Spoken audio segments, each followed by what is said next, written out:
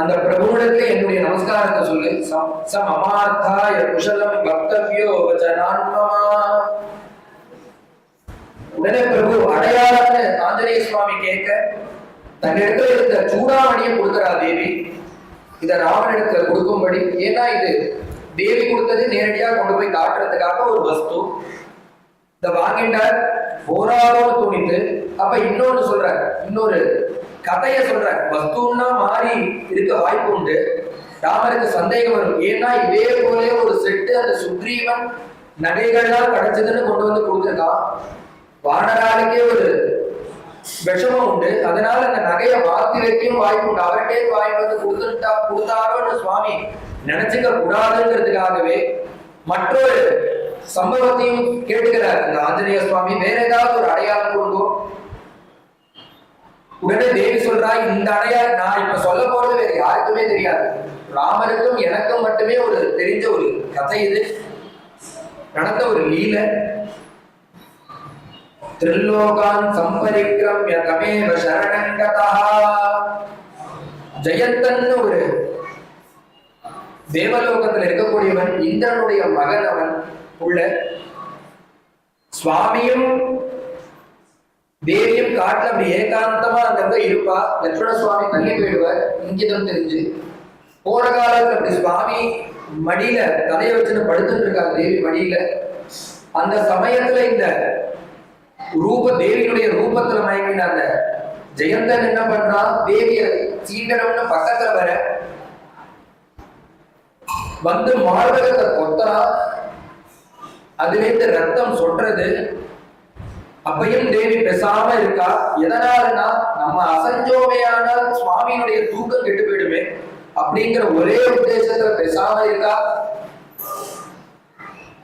அந்த ரத்த பிந்துக்கள் சுவாமியுடைய முகத்துல பட்டுது. பார்க்கிறார் மேனியில, திருமேனியில ரத்தம். யார் இந்த காரியத்தை பண்ணது அப்படின்னு கோபத்தோட சுவாமி எந்திருக்கிறார். கண்ண காமிக்கிறா தேவி. அங்க காக்கா ரூபத்துல இந்த ஜெயந்தன் இருக்க. எதற்கோ இருக்க வேண்டியதான அஸ்திரத்தை சீதையின் பொருட்டு ராமர் அன்னைக்கு இந்த பிரம்மாஸ்திரம் பிரயோகம் பண்றார். ஒரு புல்லை எடுத்து போட்டு பிரம்மாஸ்திர பிரயோகம் பண்ண மத்திரதே காக்கமாத்திரையது பிரம்மாஸ்திரம் சமுதீரிதங்கிற மகா யுத்தத்துல இருக்கக்கூடியதான பிரம்மாஸ்திரம். ஆனா சுவாமி என்னுடைய பொருட்டு அன்னைக்கு பிரம்மாஸ்திரத்தை போட்டா. இந்த பிரம்மாஸ்திரம் அந்த ஜெயந்தனை துரத்துறது. அப்பா கிட்ட போய் நிற்கிறான். இந்திரன் சொல்லிட்டான், ராமாபராதி இங்க வரவே வராது, நீ எங்கேயா எட்டி போயிடுன்னு சொல்ல. திரிலோகான் சம்பரிக்கிரமிய 3 லோகங்களுக்கு போய் நான் தப்பு பண்ணிவிட்டே என்னை காப்பாத்தணும்னு கேட்க எல்லாரும் ஒரே வசனம் தான், நீ ராமாபராதி, உனக்கு விமோசனமே கிடையாதுங்கிறா. அங்கும் இங்கும் சுத்திட்டு நேரா வந்து ராமாசரன்னு காலில் விழ தேவியும் மன்னிக்கு அவனுக்கு அபயத்தை கொடுத்தார். அந்த கதையை சொல்லுங்கிறார். இந்த கதை எங்களை தவிர வேற யாருக்கும் தெரியாது. இதை சொல்லு. மம பத்ருதே காக்கமாத்ரேது பிராமவஸ்திரம் சமுதீரிதம் பிரம்மாஸ்திரம் சமுதீரிதம். இதை சொன்னா இதுவும் போராதோன்னு தோணிட்டு மற்றொரு சம்பவத்தையும் சொல்றா. மனசிலாயா திலகா கண்டபாஷ்வே நிவேஷிதா துவயா பிரணட்டே திலகே தம் கில ஸ்மர்த்துமர்ஹசி. ஒரு விஷயத்தை நினைச்சு பார்க்க சொன்னேன்னு சொல்லியிருந்தேன் பிரபு கிட்ட. எந்த விஷயம்னா, நானும் சுவாமியும் ஏகாந்தமா இருக்கிற காலத்துல லட்சுமண சுவாமி தள்ளி போயிட்டார். அப்படி இருக்கிற காலத்துல அந்த சந்திரனுடைய பிரகாசம் மழை பெய்ஞ்சிருக்கு அன்னைக்கு. அப்படி இருக்கும்போது ஒரு விதமான மண், அந்த மண்ணின் பேரு வான்கொடிங்கிற ஒரு மண்ணு. அந்த மண் எப்படி இருக்கும்னா கலர் கலராக ஒவ்வொரு பல நிறங்கள் சேர்ந்ததான ஒரு மண்ணு. அது அந்த மலைப்பிரதேசங்கள்ல இருக்கும். அந்த மண்ணை பார்த்துட்டு நான் நன்னா இருக்குன்னு உடனே சுவாமி உனக்கு திலகம் விட்டு விடுறேன்னு சுவாமி சொல்றார். முதல்ல நெத்தியில இட்டு இருக்கிற அந்த திலகத்தை அழியுங்கிற. துவயா பிரணட்டே திலகே தம் கில ஸ்மர்த்துமர்ஹசி.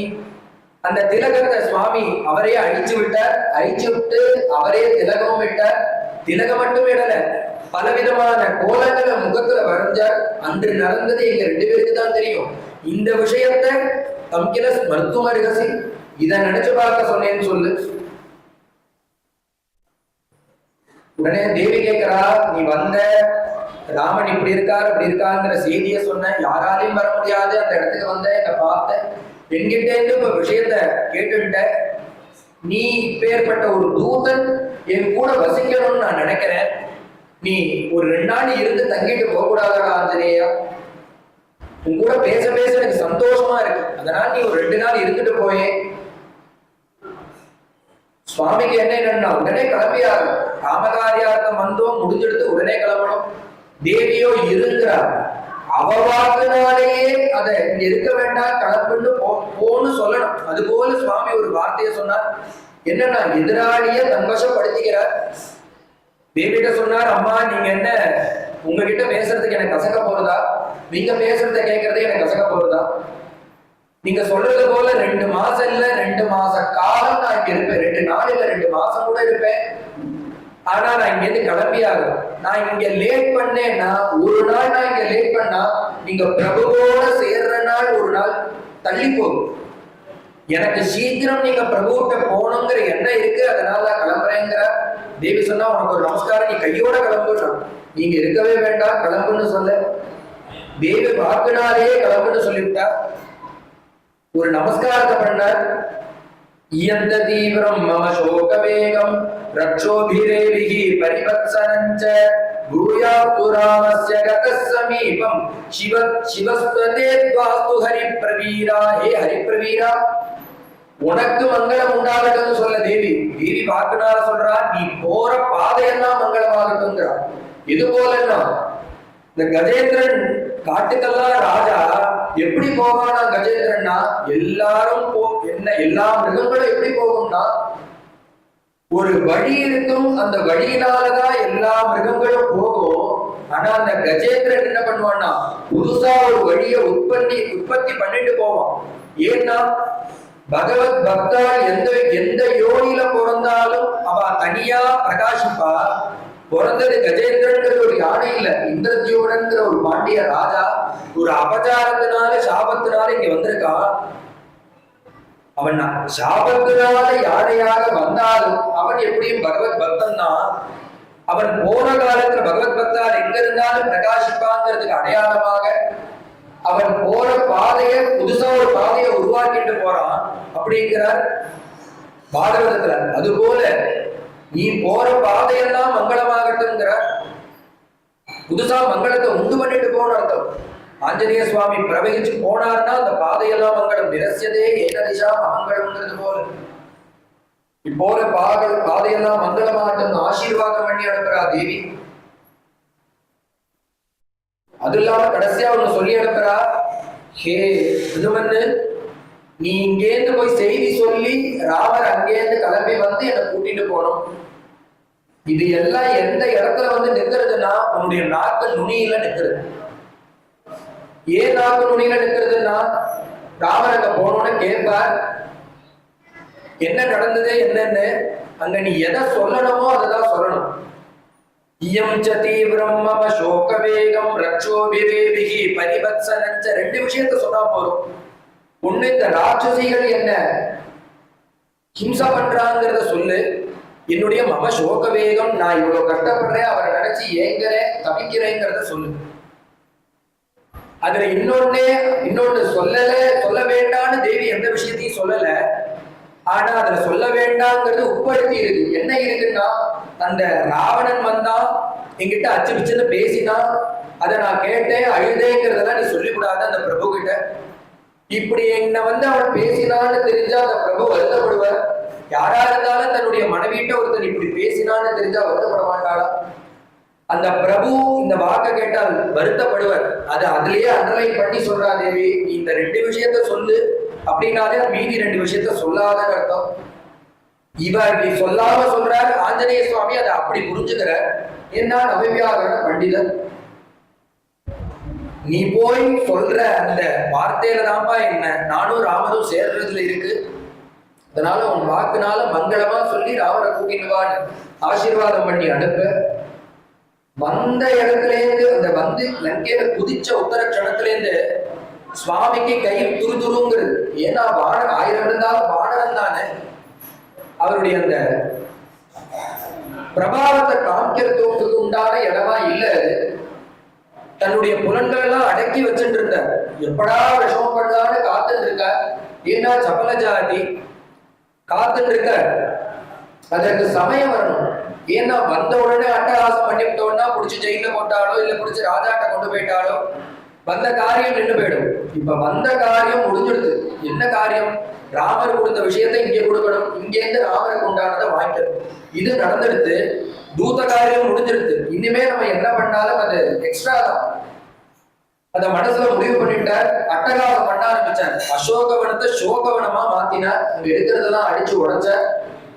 அதுவும் இந்த அசோகவனம்ங்கிறது இந்த ராவனுடைய தனிப்பட்ட ஒரு எக்ஸ்டென்ஷன். அது அவனுடைய நேரடி கட்டுப்பாட்டில் இருக்கக்கூடியதான ஒரு இடம். அது ரகசியமாக அழகாக மெயின்டைன் பண்ணக்கூடியதான இடம். அது அந்த வனத்தை சேதம் பண்ணினார். சேதம் பண்ணினோன்னு ராவனுக்கு செய்தி போறது, அந்த குரங்கு இந்த வனத்தையே அட்டகாசம் பண்றதுன்னு சொன்ன உடனே பார்த்தா சைன்யத்தை அனுப்புறா. 80,000 ராட்சசர்கள் ஒரே சமயத்துல வரதுதான் தெரியுது. சுவாமி தொட்டு தொட்டு அனுப்பிட்டே இருக்காரு. எல்லாம் பரமபதிக்கிறது. எல்லாம் ஜீவனை விட வரது போறது வரதும் போறதுமா இருக்கு. ராவணனுக்கு ஒரே ஆச்சரியம். இதெல்லாம் முடிச்சுட்டு எங்க அந்த யுத்தத்துக்கு முன்னாடி என்ன வந்தது 80,000 பேர் எங்க ஏறி உட்கார்ந்துட்டாக்கா தோரணமாஸ்தித கபி. யுத்தத்துக்கு வரா மேலே ஏறி உட்கார்ந்துட்டார். எதனாலன்னா மேல ராமாயணம் சொல்ல போறாரு. அவருக்கு ராமாயணம் தான் பலம். அந்த இதுலதான் வண்டியை ஓடுறது. சுந்தரகாண்டம் முழுக்கவே அதுதான். மேல ஏறி உட்கார்ந்துட்டு இந்த ராமாயணத்தை சொல்ற கதை சொல்றார். எப்படி மேல இருந்து சொல்லணும், கீழே உட்கார்ந்து கேட்கணுமோ அது போல இவர் மேல இருந்து சொல்றார். இந்த ராட்சசர்கள் எல்லாம் கீழே இருக்கா. அவர்கிட்ட ராமாயணம் ஜெயத்யதிபலோ ராம லக்ஷ்மணச்ச மகாபலா ராஜா ஜெயதி சுக்ரீவா ராகவேனாபிபாலிதா தாசோகம் கோசலேந்திரஸ்ய ராமஸ்ய கிருஷ்ண கர்மணா ஹனுமான் சத்ருசைன்யானா நிகதாம் சர்வராட்சசாம் நராவண சஹஸ்ரம் மே யுத்தே பிரதிபலம் பவேத் ஷிலாவிஸ்து பிரஹரதா பாதபைச்ச சஹஸ்ரதா அர்த்தயித்வா புரீம் லங்காம் அபிவாத்ய ச மைதிலீ சமர்த்தார்த்தோ கமிஷ்யாமி மிஷதாம் சர்வரக்ஷசாம். யார் என்னுடைய ராஜானா ஜெயத் யதிபலோ பிரகாசிக்கிறார். யாரு பிரகாசிக்கிறார்னா ஜெயதி அதிபலா ராமா. என்னுடைய பிரபுவான ராமர் பிரகாசிக்கிறார். உடனே இந்த குரங்குக்கெல்லாம் பயம் வந்துடுது. ஓ இவர் தான் ராமரா லக்ஷ்மணரா? அவர் தான் வந்துட்டாருன்னா அவர் இல்ல, வந்திருக்கிறது ஆஞ்சநேய சுவாமி. லக்ஷ்மண மகாபலா, அவரோட அதிக பலமுடையவர் என்னுடைய பிரபு இளைய பெருமாள். அவரும் பிரகாசிக்கிறார். ராஜாஜயதி சுக்ரீவா ராகவேன அபிபாலிதா. யார் இப்ப இந்த நாட்டுக்கு ராஜானா எங்களை எல்லாம் காப்பாற்றுறது இந்த பிரபுதான் எங்களை காப்பாத்திட்டு இருக்காரு. எங்களுடைய ராஜா சுக்ரீவன். அவருக்கு பட்டாபிஷேகம் பண்ணி வச்சு சுவாமி பிரகாசிக்கிறார். அது மட்டும் இல்ல, நான் யாரு தெரியுமா? தாசோகம் கோசலேந்திரஸ்ய. இந்த கோசல குமாராருடைய தூதன் நானு. ராமஸ்யா கிருஷ்ண கர்மணா. அவர் எனக்கு ஒரு ஆணையிட்டார். அதை நடந்து முடிக்கிறதுக்காக நான் இங்க வந்திருக்கேன் இந்த லங்கைக்கு. ஹனுமான் சத்ரு சைன்யானாம். அந்த ராமர் அனுப்பப்பட்டு இங்க வந்திருக்கேன். நிகதாம் மாருதாத்மஜாம். நான் என்னுடைய அப்பா வாயு அவருடைய புத்திரன் நானு. நராவண சஹஸ்ரம் மே. இங்க இதோ லங்காதிபதி ராவணேஸ்வரன் ஒருத்தர் இருக்கான்னு எல்லாரும் சொல்றா. நான் அவனை தேடிதான் இங்க வந்திருக்கேன். எனக்கு ஒரு ராவணன் போராது. ராவண சஹஸ்ரம் மே.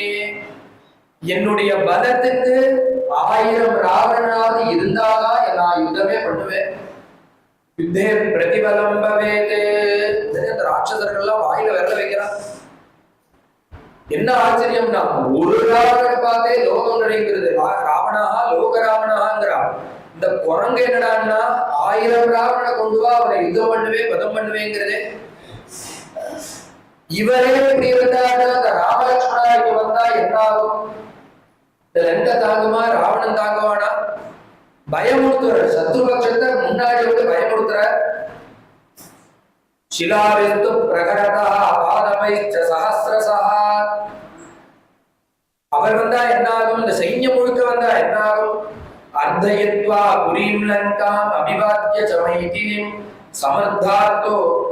இங்க எல்லாரும் நினைச்சிட்டு இருக்கா யாராலும் வர முடியாத இடம் இந்த திரிகூட சிகரத்துல இருக்கக்கூடியதான இந்த ராஜ்யம் எல்லாரும் நினைச்சிட்டு இருக்கா. உங்க எண்ணத்தெல்லாம் உடைச்சுட்டு அதெல்லாம் தவிடுபடியாகிட்டு இப்ப உங்க முன்னாடி உட்காந்து பேசிட்டு இருக்கேன் பாத்தீங்களா. நீங்க எல்லாருக்கும் ஒரு கர்வம் இருந்தது, கடலை தாண்டி யாரு இந்த ராவணனை ஜெயம் பண்ண முடியும்னு. அந்த எண்ணம் பொய்யாகும்படிமா பண்ணிவிட்டு இப்ப உங்க முன்னாடி பேசிட்டு இருக்கேன் அப்படின்னு.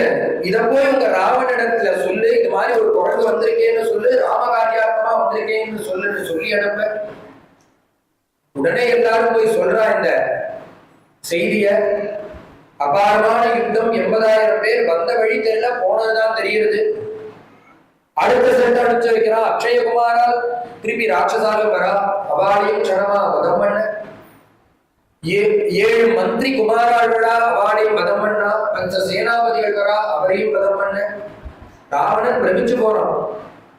80,000 பேரை விரல விட்டு எண்ணினா கூட இந்த சமயத்துல வதம் பண்ண முடியாது. ஆனா இந்த குரங்கு தனியா இந்த ஆட்டாசம் பண்றதே, கையில ஒரு ஆயுதம் இல்லை. எப்படி இது சாத்தியம்னா அவரை காட்டிலும் பெருமை இந்த ஆஞ்சநேய சுவாமிக்கு.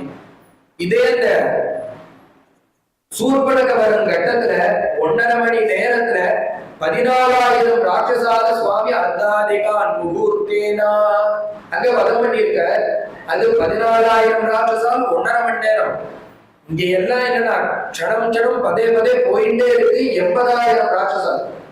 ஏன்னா சுவாமியை காட்டிலும் பராக்கிரமசாலியா அந்த பக்தனான ஆஞ்சநேய சுவாமி. சேனாபதினு பஞ்சசது பிரமாபதினு ஹனுமதா சானுச்சரான் சபாகனான் நிஷம்ய ராஜா சமரோதோன்முகம் குமாரமக்ஷம் பிரசமேட்சதக காக்ரதா. அக்ஷயகுமாராலையும் வதம் பண்ண உடனே ராவணனுக்கு பயம் வந்துடுது. இப்படி ஒரு பராக்கிரமா எல்லாரையும் வந்தவாழ்ல வதம் பண்றாரு இந்த சபையில தெரிஞ்ச உடனே இந்திரஜித்து நான் போய் ஒரு கை பார்க்கிறேன் கிளம்பி வர. தத ஸ்வயம்புவே மந்திரேர் பிரம்மாஸ்திரம் அபிமந்திரிதம் ஹனுமான் சிந்தையாமாசா வரதானம் பிதாமகாத். வந்தா அபாரமான யுத்தம். ஏன்னா அவருக்கு பராக்கிரமசாலி, யுத்தம் பண்ண கடைசியாக இந்த சுவாமிகிட்ட இதெல்லாம் செல்லுபடியாகாதன்னு ஒரு பிரம்மாஸ்திர பிரயோகம் பண்ண. பிரம்மாஸ்திரத்துக்கு கட்டுப்பட்டது போல சுவாமி நடிச்சார். ஏன் நடிச்சார்னா அதற்கு ஒரு மதிப்பு கொடுக்கணுங்கிறதுக்காக நடிக்கிறார். ஏன்னா வரதானம் பிதாமகாது பிரம்மா இவர்கிட்ட வரன் வாங்கிட்டு இருக்கார். எல்லா அஸ்திரத்தை போலையும் இதையும் நீ உதாசீனப்படுத்தி விடப்படாது. என்னுடைய அஸ்திரத்தை கொஞ்சம் பவர் இருக்கிறதாக நீ லோகத்துக்கு காமினா, அந்த பவர் இருக்கோ இல்லையோ நீ அப்படி காமிக்கணும். பிரம்மாஸ்திரத்துக்கு கட்டுப்பட்டது போல நீ நடிக்கணும்னு வரன் யார் வாங்கிட்டு இருக்கா? பிரம்மா வாங்கிட்டு இருக்கா. அவருக்கு சுவாமி அப்படியே இருப்பேன்னு வாக்கு கொடுத்திருக்கார். அந்த வாக்கின்படி கடைசியா இவன் பிரம்மாஸ்திர பிரயோகம் பண்றான். உடனே அது கட்டுப்பட்டது போல சுவாமி அங்கத்தை சுருக்கிட்டு கட்டுப்பட. அப்படி இருக்கிற காலத்துல இவன் கொண்டு போறான். சுவாமிய சபைக்கு அழைச்சிட்டு போறான். வண்டியில ஏறி இந்த குரங்க கட்டி ஆச்சுங்கிற சந்தோஷத்துல கூட இருக்கிற இந்த ராட்சசர்கள்லாம் என்ன பண்ணிட்டா மேல மற்றொரு கட்டை கட்டி விடுறா. அஸ்திரம் என்னன்னா கட்டினா அதற்கு அந்த பிரயோகம் அப்படியே இருக்கும். மற்றொன்று இதற்காட்டிலும் பலமாக ஒன்று கட்டப்பட்டதுன்னா முன்னாடி கட்டப்பட்டதான பலம் அந்த கட்டு விட்டு போயிடும். இது அஸ்திர தர்மம். இது தெரியாதபடிக்கு அங்க இருக்கிற பசங்கள்லாம் அந்த கயனை கட்ட முன்னாடி போட்ட பிரம்மாஸ்திரம் வெடிவிச்சுன்றது. இருந்தாலும் சுவாமி கண்ணை முடிச்சுக்கல, அப்படியே படுத்துட்டே இருக்காரு ஆஞ்சநேய சுவாமி. என்னம்னா வந்ததுல இருந்து ரொம்ப காரியம் ஹதம் பண்ணியாச்சு, உடம்பு கை கால்லாம் டயர்டா இருக்கு. இப்ப லெங்க் அரண்மனை பரியந்தம் போயாகணும். இவனோ நம்மள வண்டியை வச்சு கூட்டிட்டு போயிட்டு இருக்கான். இவன் நம்மளுக்கு அது கட்டுப்பட்டதாக நினைச்சிட்டு இருக்கான். அவன் என்ன நினைக்கிறதுல தப்பு இல்லை. நம்ம அதுக்கு கட்டுப்பட்டது போல சித்த நேரம் நடிச்சோம்னா கால்வலி மிச்சம், நடக்கிற காரியம் மிச்சமாகும் அப்படிங்கிறத மனசுல நினைச்சுட்டு அப்படியே படுத்துட்டே இருக்கா. அவரை சபா மண்டபத்துக்கு கூட்டிட்டு போய் விட அங்க ராவணன் 18 படிகளை படிக்கட்டுகளை தாண்டி மேல சிம்மாசனத்துல இருக்கிற அந்த ராவணன் பார்த்தார், ஆச்சரியப்படுறார். ஏன்னா அன்னைக்கு முதல் நாள் ராத்திரி அந்த புறத்துல பார்த்தது அந்த ராவணனை ஒரு கை ஒரு தலையோடு பார்த்தது, 2 கை ஒரு தலையோடு பார்த்தான். தூங்கும் போது அந்த 10 தலைகள் இருக்காது அவனுக்கு. இப்ப சபா மண்டபத்துல பார்த்தா 10 தலைகளோடு பிரகாசிக்கிறான். அவனுடைய தேஜஸ் பிரபாவம். இவன் என்ன நினைச்சா, இவனுடைய எண்ணம் அந்த வானரன் வந்தான்னா அவனுக்கு ஒரு சீட்டு கொடுக்கூடாது, அவனை உதாசீனப்படுத்தணும். வந்தவன் தூதன் தான், அவனுக்கு என்ன மரியாதை வேண்டி இருக்குன்னு மனசுல நினைச்சுட்டு அவனுக்கு எந்த விதமான ஒரு ஆசனத்தையும் போடாதபடிக்கு அவமதிக்கணும்னு நினைச்சு மனசுல எண்ணத்தோட கூட அந்த சுவாமியை கொண்டு வந்து நிக்க வைக்கிறான் அந்த ராட்சசாலாம். ஆனா இவர் என்ன பண்ணார், அவர் காமஸ்வரூபி. உடனே என்ன பண்ணார், தன்னுடைய வாழை நீளும்படியுமா பண்ணார்.